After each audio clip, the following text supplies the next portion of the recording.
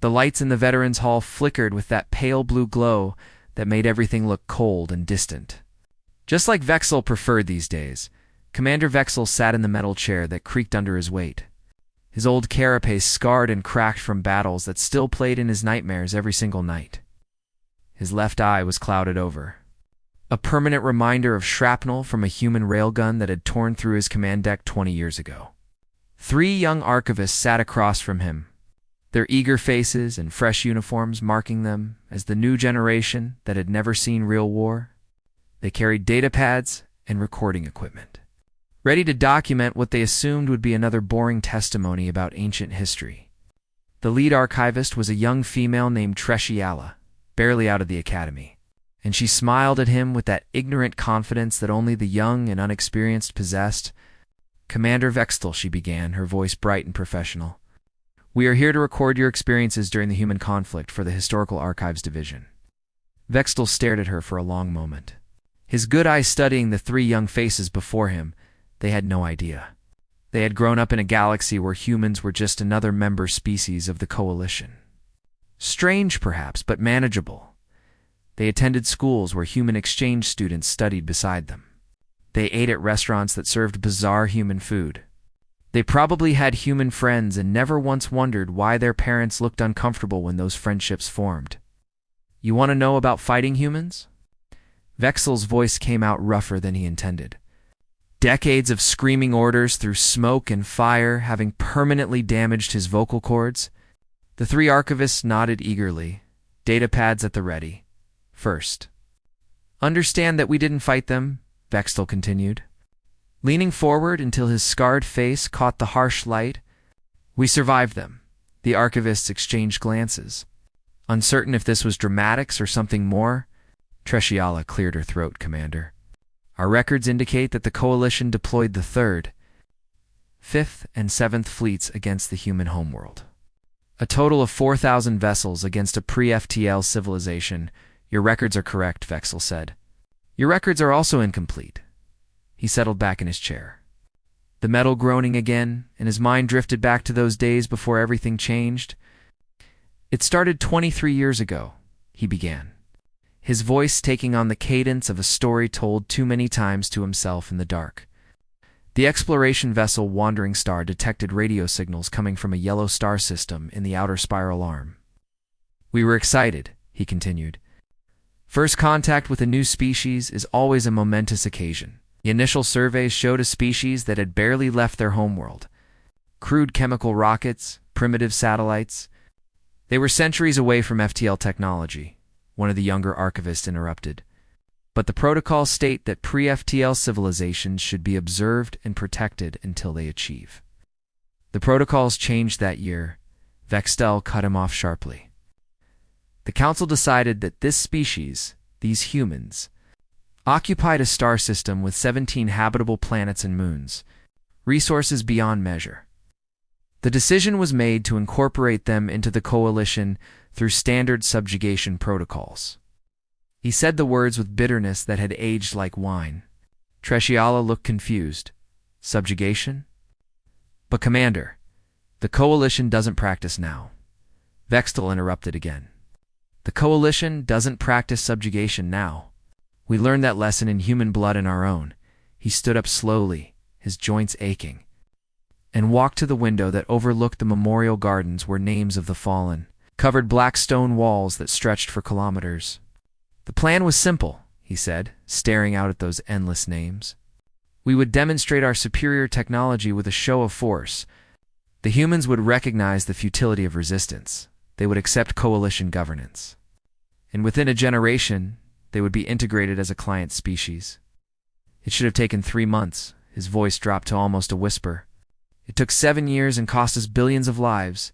The room fell silent except for the quiet hum of recording equipment. "I was a junior officer then," Vexel continued, "serving aboard the dreadnought Unstoppable Dawn. A flagship of the 3rd Fleet, we emerged from slipspace at the edge of their solar system, our ships gleaming and powerful. The largest assembled military force in Coalition history, Admiral Kreshfer, may his shell rest in pieces, ordered the demonstration to begin immediately. We were going to destroy their moon." Vexel said. And he heard one of the archivists gasp. A lifeless rock that orbited their homeworld, he explained. Large enough that its destruction would be visible from their planet's surface. Dramatic enough to show our power. But causing no direct casualties, the bombardment fleet moved into position, he continued. His good eye distant with memory, 200 vessels, each one capable of cracking a planet's crust. I remember standing on the observation deck, watching as our plasma cannons charged, the space around us lighting up with contained energy. Admiral Kreshvar gave the order. Vextel's claws clenched. Fire! The beams lanced out across the void, coherent light and superheated plasma. Enough energy to vaporize a small planet. The human moon lasted for minutes, he said. We reduced it to dust and debris. A new ring system around their world. We transmitted our demands in their own languages, Vexel continued. Surrender. Accept coalition governance. Become part of something greater than yourselves. We gave them 24 hours to respond. He turned from the window, facing the archivists directly. They responded in 6. Tresciala leaned forward. What did they say? Vextel's mandibles clicked together in what might have been a laugh or a sob. They said nothing, he replied. They simply attacked. Impossible, the male archivist said. A pre-FTL species couldn't possibly. That's what we thought. Vexel cut him off. That's what killed 10,000 coalition soldiers in the first engagement. Ships came at us from everywhere, he continued, his voice gaining intensity. From their planet, from their outer colonies. From hidden bases in the asteroid fields, they were crude things, he said. Held together with welded metal and human stubbornness, burning chemical fuel and nuclear reactions like savages. But they moved. Vextel's voice rose. They had FTL drives, impossible technology for their development level. And they came at us with weapons that shouldn't have existed. Our shields should have stopped them, he continued. Our point defense should have eliminated them before they got close. Should have, he repeated. That phrase haunted us for 7 years. The archivists sat frozen. Their datapads forgotten. The first ship that hit us was called Defiant, Vexel said. We know because they broadcasted across all frequencies, along with the names of their crew. 300 humans aboard a vessel barely large enough to be classified as a corvette. They accelerated to ramming speed. His voice cracked. Straight at the unstoppable dawn, our point defense destroyed their engines, their weapons. Their life support, they kept coming. The captain manually piloted that dying ship using emergency thrusters. Vextel continued. I watched on the tactical display as it closed the distance. Impact in 30 seconds. He remembered the automated warning. Admiral Kreshvar ordered evasive maneuvers. Too late, the Defiant struck us, amidships, Vextel said. And the human captain detonated their reactor core. The explosion tore through 3 decks, he continued. Killed 800 coalition soldiers. And crippled our main weapons array. That was the first minute of the war. By the end of the first hour, Vextel said, we had lost 17 ships to similar attacks. By the end of the first day, he continued. The number was 63. The archivist stared at him in disbelief. Humans were dying by the thousands, Vextel said, trading their lives for hours at ratios that made no tactical sense. 10 human lives for 1 coalition soldier, 100 human lives.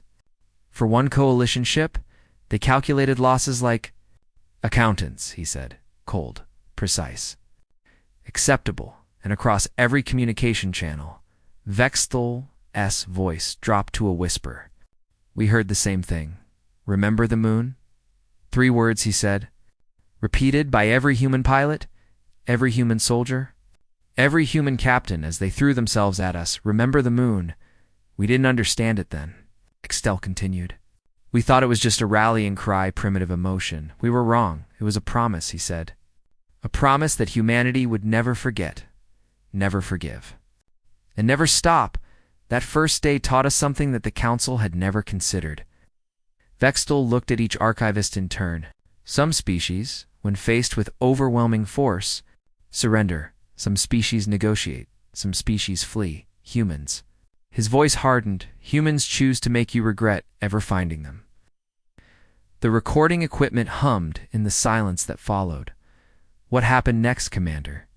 Tresciala asked quietly. Vextal smiled, but there was no humor in it. Next, he said, next we learned that the first day was mercy compared to what humans could really do when they stopped holding back. Vextal gestured for more water, and one of the archivists quickly poured him a glass from the pitcher on the table. His hands shook slightly as he drank, the memories flooding back with crystal clarity, despite 2 decades of trying to forget. The second week of the war began with what we thought would be our greatest victory, he continued, setting the glass down carefully. Admiral Kreshver assembled the entire Third Fleet in high orbit above the human homeworld. Earth, they called it, 500 dreadnoughts, twice that many cruisers and destroyers. Enough firepower to sterilize the planet's surface 3 times over? The Admiral sent another transmission, Vextal said. Surrender or face extinction. The humans sent a response this time, he continued. A single word. No, not a refusal with conditions, Vextal explained. Not a counteroffer. Not a plea for mercy. Just know Admiral Kreshver was furious, he remembered. He ordered the fleet to assume bombardment positions. We would burn their cities, Vextal said. The shame's still fresh after all these years. 1 every hour until they surrendered. The first target was a city called Beijing, he continued. Population 20 million, our weapons locked on, Vextal's voice grew distant. Plasma cannons charged. Targeting solutions calculated, then the humans hit us from behind. Tresciala leaned forward, behind. But you controlled the orbital space? We thought we did, Vextal replied. We were wrong about many things concerning humans. Ships materialized from slipspace inside our formation, he explained. Dozens of them, appearing exactly where our sensors said nothing existed. They had developed some kind of stealth technology, Vextal continued, coating their ships in materials that absorbed our scanning frequencies.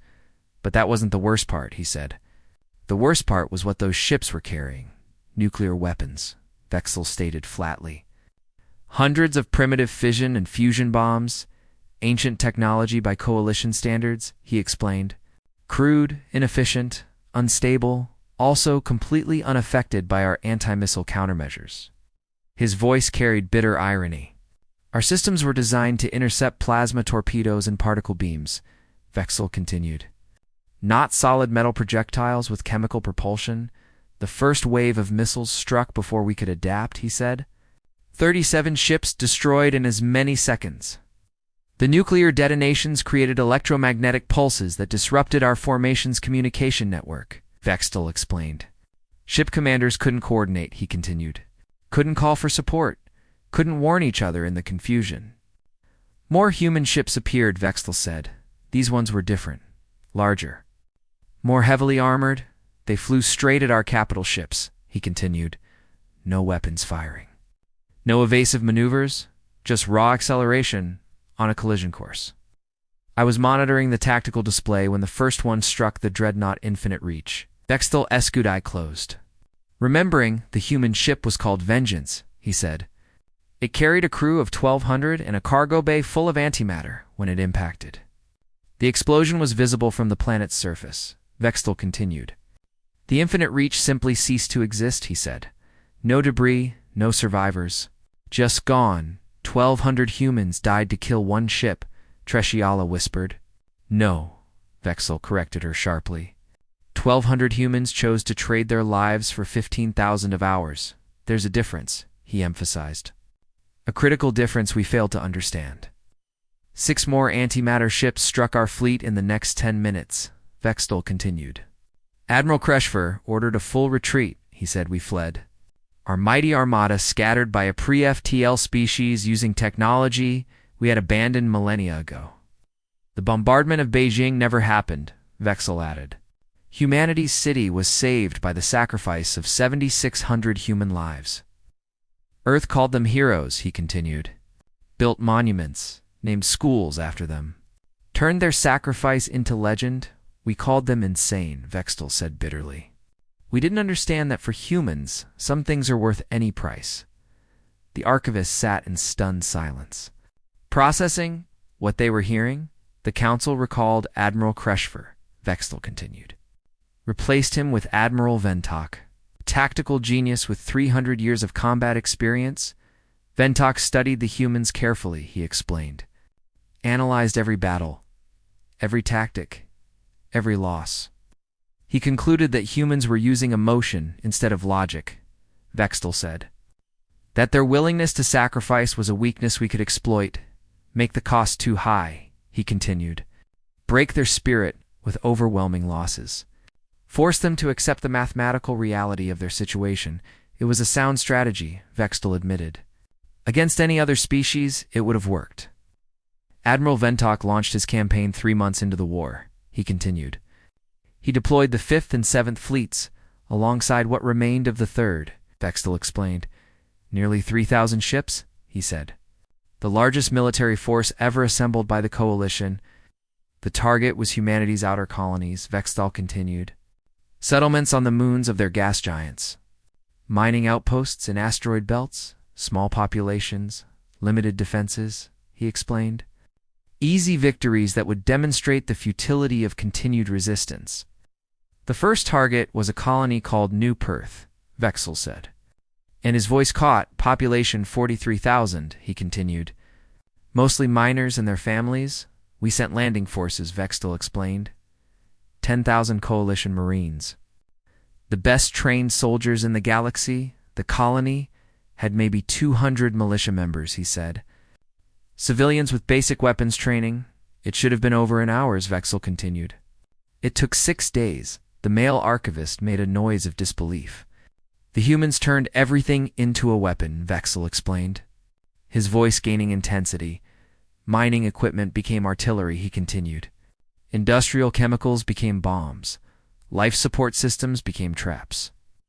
They fought from the tunnels beneath the colony, Vexel said. A maze of mining shafts and maintenance corridors. Our soldiers, bred for combat. Enhanced with cybernetics and genetic modifications, he continued. We're being hunted by human civilians who knew every centimeter of those tunnels. They would open sections to vacuum, Vexel explained. Let our troops flood in, then seal the doors and repressurize. The rapid pressure changes would kill or disable our soldiers, he continued. Then human fighters would emerge and finish the wounded. They used mining explosives to collapse tunnels, Vextel said. Burying entire squads of our troops, they modified their medical nanites, he continued. Turned healing technology into a biological weapon that attacked our respiratory systems. Every day we lost more soldiers. Vextel's claws clenched. Every day the humans showed us new horrors. On the 6th day, we finally pushed through to the colony's main habitation dome, he said. We had lost 4,000 Marines, Vexel continued, nearly half our force. Against 200 militia, the remaining humans had retreated to the central command center, he explained. We surrounded it, cut off their power, their communications, their life support. Admiral Ventok sent a transmission, Vextel said. Surrender, and you will be treated according to the conventions of war, a human woman responded, he continued. And his voice grew very quiet. Her name was Dr. Sarah Chen, Vexel said. The colony's chief medical officer. She was wounded, he explained. We could see her on the video feed. Blood staining her white coat. She told us that the remaining defenders were mostly civilians, Vexel continued. Children, elderly, the sick and injured. She asked for terms, he said. Safe passage for the non-combatants. Admiral Ventok agreed. Vexel's voice hardened. He promised sanctuary, medical care, repatriation after the war. Dr. Chen thanked him, he continued. Then she smiled. I remember that smile, Vexel said. It haunts me still. She reached off camera, he explained, and activated the colony's fusion reactor emergency shutdown, not a controlled shutdown, Vextel clarified. An emergency core breach. The humans had rigged it, he continued. Turned their own power source into a bomb. She smiled. Vextel repeated, as she reached for the detonator. She smiled. The explosion vaporized the entire colony, he said. Killed every remaining human. Every coalition marine within 5 kilometers, 6,000 lives, Vextel continued. Ended because one human woman chose death over capture. But it wasn't suicide, he explained. It was a message. We recovered data cores from the wreckage, Vextel said. Found out what Dr. Chen had been protecting evacuation records, he continued. Lists of names, destinations, safe houses. The civilians had already been evacuated, Vexel explained. Smuggled out through the mining tunnels before we even landed. Humans who stayed behind, who fought us for 6 days, he said, were volunteers who remained to buy time and protect that information. Dr. Chen could have escaped, Vexel continued. She chose to stay, to make us think we had one. To make sure we found nothing useful, she smiled. He repeated again. Because she knew she had beaten us, 200 militia, Vexel said. Held off 10,000 coalition Marines, killed 6,000 of our best soldiers. And achieved their mission objective. That was when Admiral Ventok realized his strategy was flawed, he continued. Vexel stood and walked to the window again, his reflection ghostly in the reinforced glass. The memorial gardens below seemed to stretch forever, names upon names carved in stone. Year 2 of the war changed everything, he began, his voice carrying a weight that made the archivist shift uncomfortably. We thought we understood human tactics by then, Vexel continued. We had adapted our strategies, modified our equipment, trained specifically for their unconventional warfare. We were fools, he said simply. The problem with humans, Vexel explained, is that they don't stay predictable. Every time we learned to counter one tactic, he continued, they invented 3 new ones. It started with their merchant vessels, Vexel said. Turning from the window, cargo ships, freighters, civilian transports, he explained. We had been letting them through our blockades, scanning them for weapons and finding nothing. Then one day, Vexel's mandibles clicked. A merchant ship called Prosperity approached our checkpoint near Jupiter. Standard scan showed agricultural supplies, he continued. Food shipments for the colonies. We waved them through, Vexel said. Watched them pass within a kilometer of our command carrier. The Prosperity exploded, he stated flatly. Not a reactor failure, he explained. Not an accident. The entire cargo bay had been filled with explosives, Vexel continued. Disguised as shipping containers, shielded from our scans, the blast crippled our command carrier, he said. Killed 3,000 coalition personnel. The human crew of 15 died instantly, Vexel added. Volunteers who had said goodbye to their families and flown a bomb into our midst after that, he continued. We scanned everything, boarded every vessel. Trusted nothing. It didn't matter, Vexel said bitterly. The humans always found a way. Mining ships became bombers, he explained. Using their industrial drilling lasers as weapons, research stations became fortresses. Vexel continued. Their laboratories producing biological and chemical weapons we had banned centuries ago. Even their children. His voice cracked slightly. Even their young learned to maintain weapon systems to carry ammunition. To treat the wounded. I remember boarding a human station called Hope's End, Vexel said. His good eye distant, we had tracked a human military vessel there, he explained. Followed it through 3 systems. The station appeared abandoned. Vexel continued. Life support minimal. No response to our hails. I led the boarding party myself, he said. 200 Marines in full combat armor. The docking bay was empty, Vexel remembered. Too empty, too quiet. We spread out. Clearing rooms, checking for survivors or soldiers. The attack came from everywhere at once, he said, his claws clenching at the memory. The humans had rigged the entire station, Vexel explained. Every corridor, every room, every junction. They decompressed sections remotely, he continued. Opened hatches to vacuum, sealed bulkheads behind us. Our suits were designed for combat, not rapid decompression, Vexel said. We lost 30 soldiers in the first minute. The survivors tried to fall back, he explained. Found the routes blocked, sealed, turned into traps. Then the humans attacked. Vexel's voice grew harsh. They were using magnetic boots, he explained. Moving through the vacuum like it was nothing, while our soldiers suffocated and froze, he continued. Human fighters calmly picked them off one by one. I survived because my suit's emergency oxygen lasted longer, Vexel said. Long enough for reinforcements to cut through the sealed hatches. We lost 147 Marines on that station, he continued. The humans numbered 22, Vexel stated. 22 defenders killed 7 times their number. We captured 5 of them alive, he said. I interrogated them myself. They were civilians, Vexel explained. Station maintenance workers, engineers. One school teacher, I asked them why they fought. He continued. Why throw away their lives for a lost cause? The teacher looked at me. Vexel remembered. Her name was Rebecca Torres, she said. Because someone has to make you understand that we will never stop, he quoted. That was the moment, Vexel said quietly. The moment I truly understood what we were fighting, not an army, he explained. Not a government or military force. We were fighting an entire species, Vexel continued. Every man, woman, and child committed to resistance. The boarding actions became nightmares, he said. Moving back to his chair, humans would poison their own atmosphere, Vexel explained. Make their ships toxic to us while they wore sealed suits. They modified their medical nanites, he continued. Turned healing machines into weapons that attacked our biological systems. In one engagement, Vexel said, his voice shaking, they released a virus designed specifically for our species. Killed 12,000 coalition soldiers before we developed a counter-agent, he explained. The humans who created it, Vexel continued, died alongside us. The virus didn't discriminate.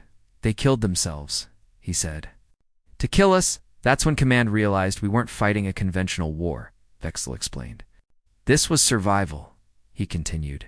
Absolute, total. Uncompromising survival. The Council authorized new tactics, Vexel said. We stopped taking prisoners. Execute on sight, he continued. No mercy, no quarter. It made no difference, Vexel stated flatly.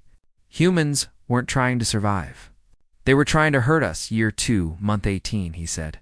The Battle of Ceres. Ceres was a human mining colony, Vexel explained. Built inside a dwarf planet in their asteroid belt. Population 300,000, he continued. Mix of military and civilian.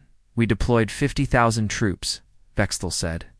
Surrounded the planetoid, cut off all escape routes. The siege lasted for months, he continued. We bombarded the surface, Vexel explained. Destroyed every surface installation, every docking port, every communication array. The humans retreated underground, he said. Into the mining tunnels that honeycombed the entire planetoid, we sent in the troops, Vexel continued. Expected resistance, planned for casualties. What we found was hell, he said simply. The humans had turned the entire tunnel network into a weapon, Vexel explained. They controlled the gravity generators, he continued, would flip them on and off, sending our soldiers floating or crushing them against the floor. They used mining charges to create cave-ins, Vexel said. Buried entire battalions. They flooded sections with coolant from the reactors, he explained. Flash freezing our troops. They even weaponized their own dead. Vexel's voice grew very quiet. Rigged corpses with explosives, he continued. Knowing we would check for survivors, every meter we advanced cost lives, Vexel said. Every room was a potential death trap. My unit pushed into a residential section, he remembered. Apartment blocks, schools, hospitals. We expected civilians, Vexel continued. Found soldiers wearing civilian clothes, carrying improvised weapons, a child. No more than 12 human years, he said, and his voice cracked. Ran at us carrying a bomb, Vexel continued. Detonated it before we could stop him, killed 6 of my soldiers, he said. And himself. That image, Vexel stated. Will never leave me. We finally reached the Central Command Complex, he continued. For months, 43,000 coalition casualties. The human commander, General Marcus Webb, was waiting, Vexel said. He stood in the main control room, he remembered. Surrounded by the bodies of his staff, they had committed suicide, Vexel explained. Rather than be captured, General Webb held a detonator, he continued. He told us that he had rigged the entire planetoid's core with explosives, Vexel said. Enough to turn Ceres into an expanding debris field that would destroy our fleet, he explained. He offered us a choice, Vexel continued. Leave now, or die with him. I didn't believe him, Vexel admitted. Thought it was a bluff. I was wrong, he said. General Webb pressed the detonator, Vexel continued. And nothing happened. For a moment, he said. We thought we had one. Then Webb smiled. Vextel remembered and said, I lied. The charges are on a timer.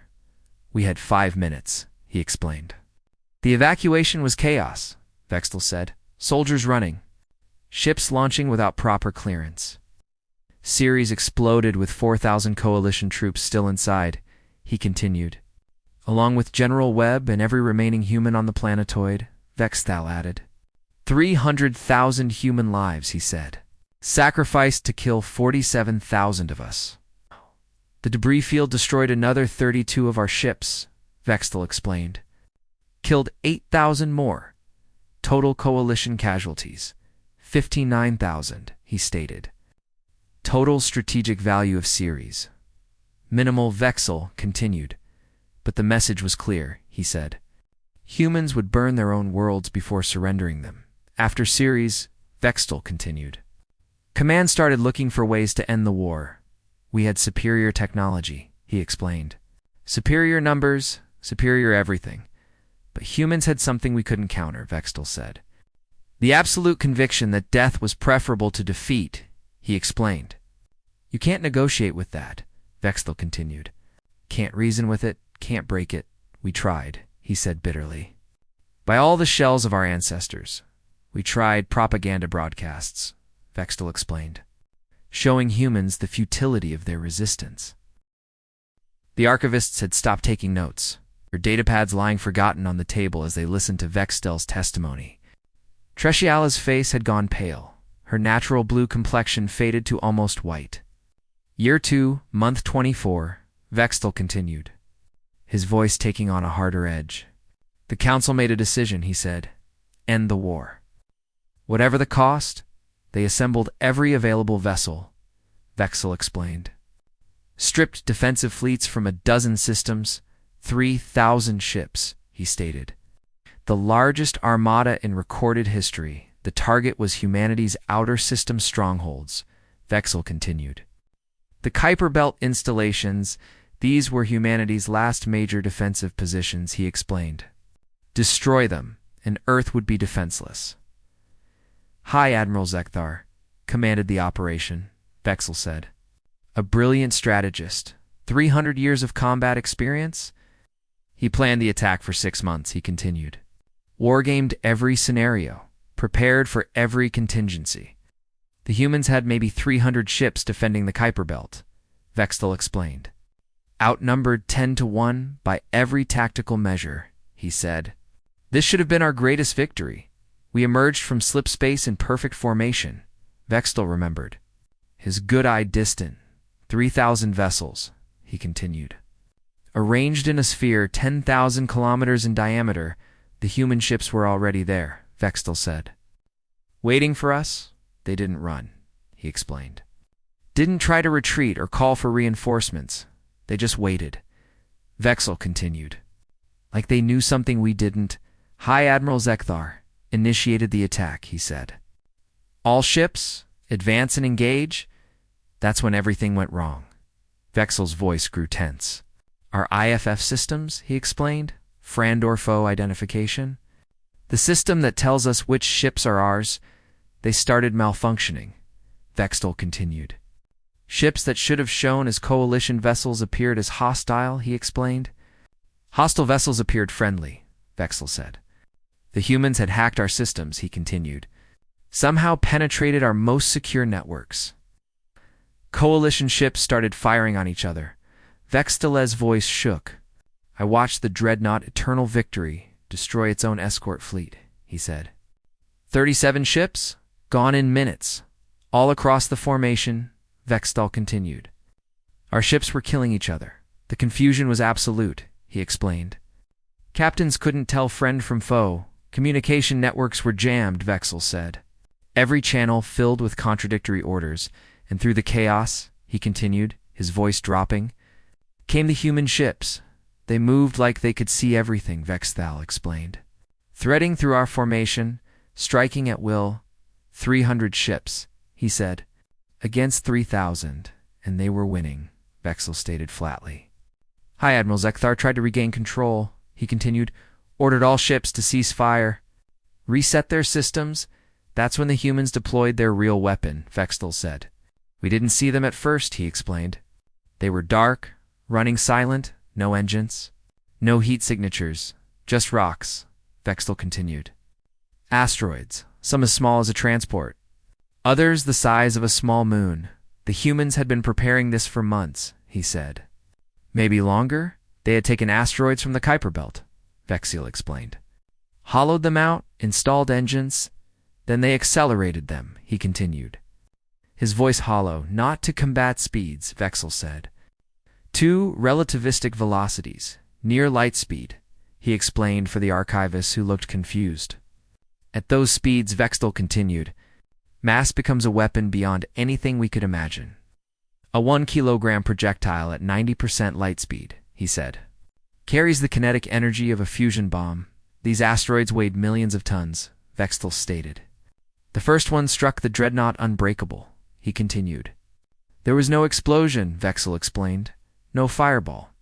No debris. The Unbreakable simply ceased to exist, he said. Converted to plasma by the impact, our shields were worthless, Vexil continued. Nothing can stop that much mass at those speeds.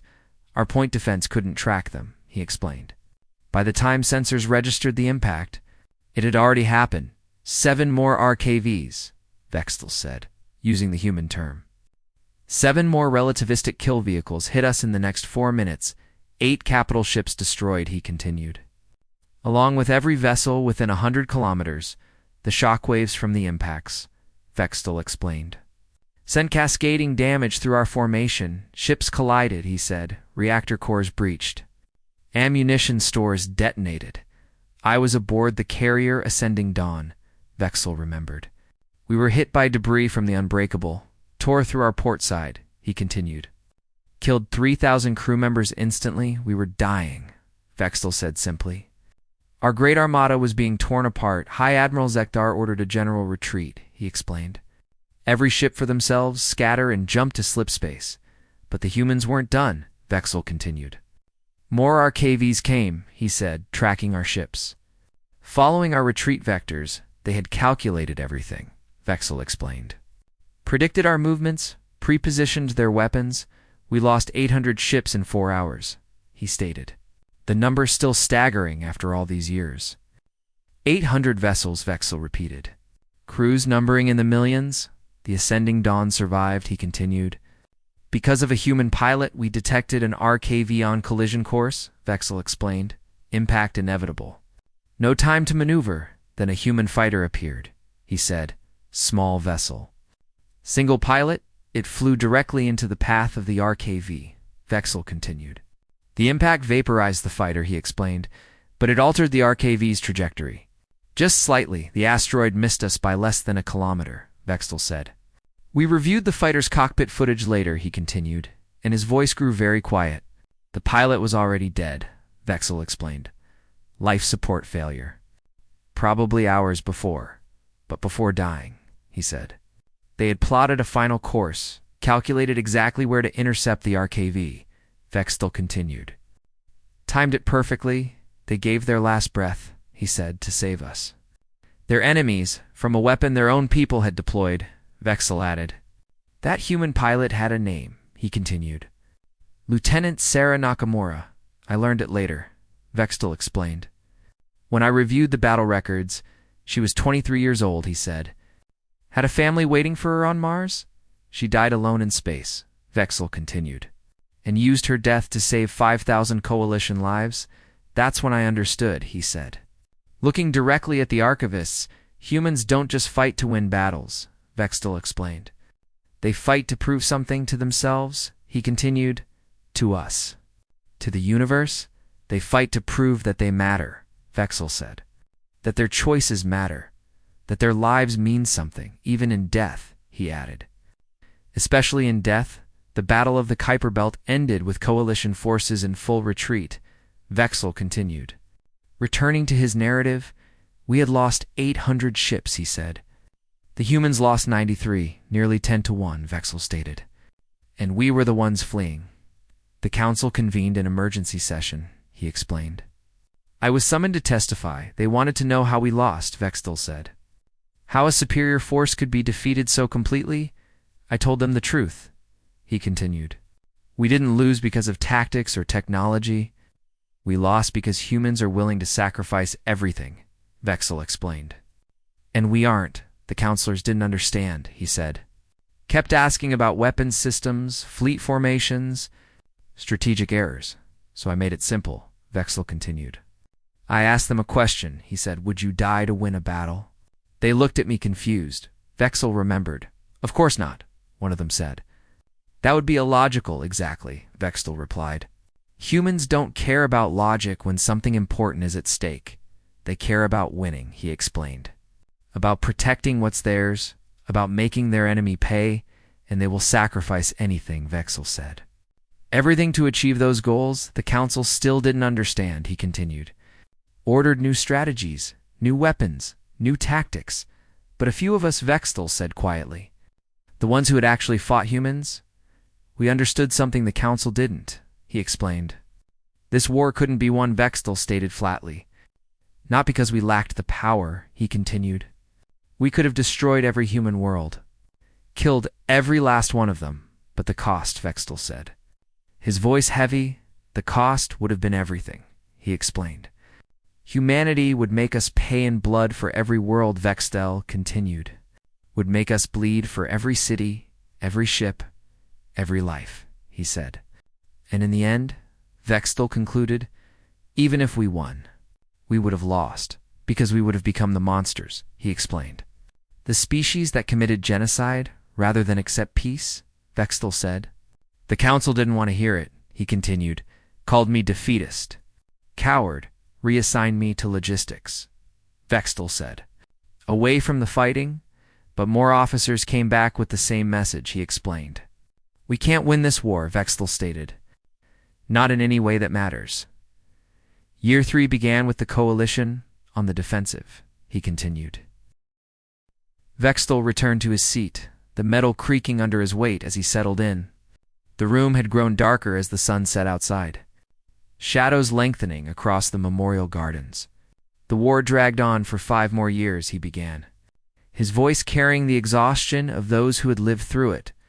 Year 3, Year 4, Year 5, Vexel counted. Each one bloodier than the last. The coalition threw everything we had at humanity, he continued. New weapons, new tactics, new commanders. Nothing worked, he stated flatly. The humans adapted to everything, Vexel explained. Faster than we could develop new strategies, they captured our weapons and reverse-engineered them, he said. Learned our tactics and developed counters. They even started recruiting from our own ranks, Vexel continued, and the archivists looked shocked. Coalition soldiers who had been captured, he explained, some of them defected, joined the human cause. Not many, Vexel clarified. But enough to worry command, because they had seen something we hadn't, he said. They had seen humans up close, Vexel continued, seen how they fought, how they died, how they never gave up, and some of our soldiers, he explained. Started to admire that. Started to wonder if maybe we were the ones in the wrong, Vexel said quietly. Year 6 brought a stalemate, he continued. Neither side could gain a decisive advantage. The humans controlled their home system, Vexel explained. We controlled the surrounding space, but neither of us could push further, he said. Not without losses we couldn't afford. That's when the Council's Science Division presented their findings. Vexel's voice grew heavy. They had been studying human psychology, he explained, trying to find a weakness. Some way to break their will to fight. What they found, Vexel said, terrified the entire council. The report was classified, he continued. Highest security level. Only senior commanders could read it. I was reinstated by then, Vexel explained. Promoted to commander after the Battle of Neptune, so I read the report, he said, and understood why the council was afraid. The human psychologists had run simulations, Vexel continued. Calculated what humans would do if pushed to absolute desperation. If Earth itself was threatened with destruction, he explained, if humanity faced true extinction, the simulations all came to the same conclusion, Vexel said. Humans would weaponize their own sun, he stated. And the room went utterly silent. trigger a solar flare, Vexel explained. Or destabilize the fusion reactions, turn their own star into a bomb, he continued. One large enough to destroy every coalition ship in the system, Vexel said. And kill themselves in the process, he added. The council thought it was impossible, Vexel continued. Asked the science division to verify their findings. They ran the simulations again, he explained. Used different models, different assumptions. Same result, Vexel said. Humanity would rather die and take us with them than surrender. But it wasn't just speculation, he continued. And his voice dropped. Our intelligence had intercepted human communications, Vexel explained. Engineers on Earth were already working on the mathematics, he said. Calculating how to trigger a coronal mass ejection, they called it Project Daybreak, Vexel continued. A weapon that would destroy everything within 2 astronomical units of their sun, explained, including Earth, Vexel added. Including every human in their home system, the council convened an emergency session, he said. Debated for 3 days straight. Some wanted to attack immediately, Vexel continued. Strike before humans could complete their doomsday weapon. Others argued for withdrawal, he explained. Cut our losses. Leave humanity alone. The debate grew heated, Vexel said.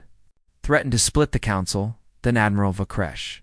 The oldest serving officer in the coalition fleet stood up, he continued. She had been silent throughout the debate, Vexel explained. Just listening, observing. When she spoke, he said. Everyone listened. She asked a simple question, Vexel continued. Why are we fighting this war? The counselors gave the standard answers, he explained. Resources, strategic position. Principal Admiral Vakresh shook her head, Vexel said. She told them the truth, he continued. We're fighting because we're afraid of what humans represent, Vexel explained. A species that refuses to accept the natural order, that fights against overwhelming odds, he said. That chooses death over submission? We're afraid, Vexel continued. Because deep down, we know they're stronger than us. Not in weapons or numbers, he clarified. But in will, in determination, in sheer, stubborn refusal to quit. And that terrifies us, Vexel said. Because it means the galaxy isn't as ordered and safe as we believed. It means there are species out there, he continued, who will fight us to mutual destruction rather than accept our rule. The council chamber was silent, Vexel remembered. Admiral Vakresh finished her speech, he said. With a warning, if we destroy humanity, she told them, we become the monsters every species in the galaxy will fear. And the next species that resists us, Vexel continued, will fight even harder, knowing what we're capable of. But if we make peace, he said, if we acknowledge our mistake and treat humans as equals, then we show the galaxy that the coalition can learn, Vexel explained. Can grow, can change, the vote was called, he continued. Withdraw from human space and offer peace negotiations. It passed by a single vote, Vexel said.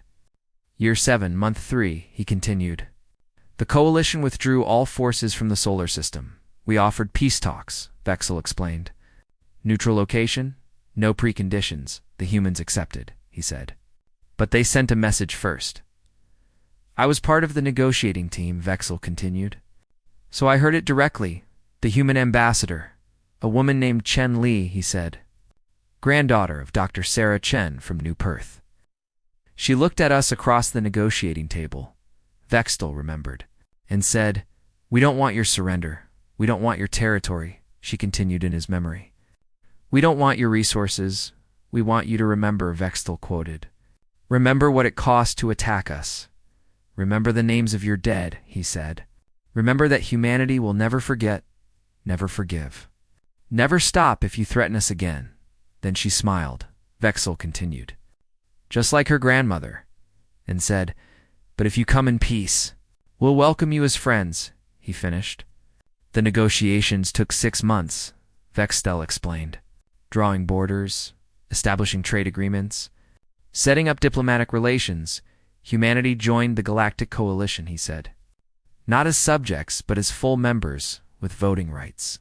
Territorial sovereignty, military autonomy, Vexel listed. Everything we had tried to deny them, he added. The war officially ended year 7, month 9, he continued. Total coalition casualties, Vexel stated. 3 billion. 400 million total human casualties, he said. 800 million. They killed us at a ratio of 4 to 1, Vexlo explained. Despite being outgunned and outnumbered, the council declared it a draw, he continued. Called it a mutually agreed cessation of hostilities. But everyone who fought there knew the truth, Vexel said. We lost, he stated flatly, not militarily. But strategically, morally, philosophically, we lost the moment we decided we could bully humanity into submission, he explained. Vexel stood again, walking to the window one final time. That was 20 years ago, he said. Looking out at the memorial gardens today, humans serve alongside coalition forces, Vexel continued.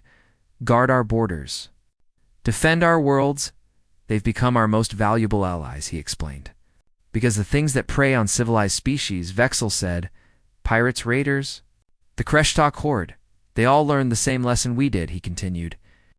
Don't fight humans, unless you're prepared to pay a price that would break any sane species, Vexel stated. The Kreshtok found that out 5 years ago, he explained. They raided a human colony, Vexel said, killed 3,000 civilians. They expected the coalition to negotiate, he continued, to pay ransom, to make concessions. Instead, humanity mobilized their fleet, Vexel explained, and hunted down every single Kreshtok raider ship, he said. It took them 2 years, Vexel continued. They didn't stop until the last raider was dead. The Kreshtok sued for peace, he explained. Offered reparations, apologies, everything. Humans accepted, Vexel said. But they made the Kreshtok understand one thing. Attack humans. And they will find you, he continued. They will hunt you. They will never stop, not because they enjoy it, Vexel clarified, but because they refuse to let attacks go unanswered. That's what makes them terrifying, he explained. Not their weapons, not their technology. It's that absolute conviction, Vexel said. That some things must be answered, some prices must be paid. The young archivist who had been silent spoke up. Commander, are humans, our allies, or our enemies? Vexel turned from the window. His scarred face, thoughtful. Yes, he said simply. The archivists looked confused. They are our allies, Vexel explained. Loyal, fierce, dependable, but they are also a reminder, he continued, of what we almost became.